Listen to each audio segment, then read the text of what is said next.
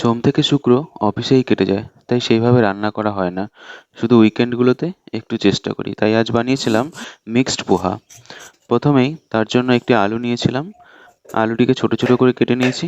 একটু গাজর নিয়েছি, সেটাও ছোট ছোট করে কেটে নিয়েছি। একটু বিনস, কিছুটা কাঁচা লঙ্কা একদম ছোট ছোট করে কেটে নিয়েছি।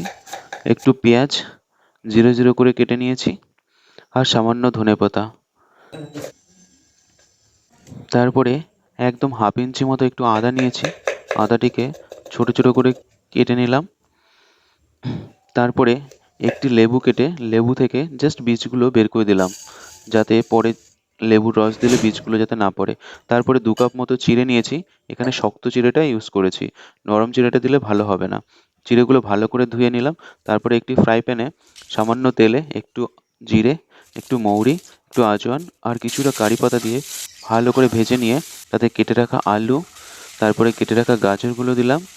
তারপরে সেই বিনস, কড়াইশুঁটি, বাদাম, ছোলা আর একটু আদা, কাঁচা লঙ্কা, পেঁয়াজ সব দিয়ে ভালো করে ভেজে নিলাম।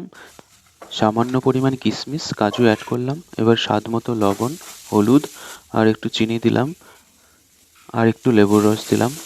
একটু ভেজে নিয়ে তারপরে ঢাকা দিয়ে দিলাম সেদ্ধ হওয়ার জন্য। কিছুক্ষণ পরে তাতে সেই ধুয়ে রাখা চিড়েগুলো দিয়ে দিলাম। এবার চিড়েগুলো ভালো করে মিশিয়ে নিলাম।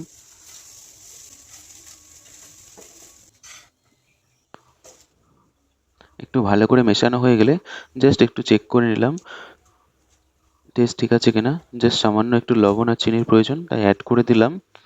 এবার সবশেষে কেটে রাখা ধনেগুলো মিশিয়ে দিলাম। ব্যাস, মিক্স পোহা রেডি। কেমন হয়েছে তোমরা জানিও।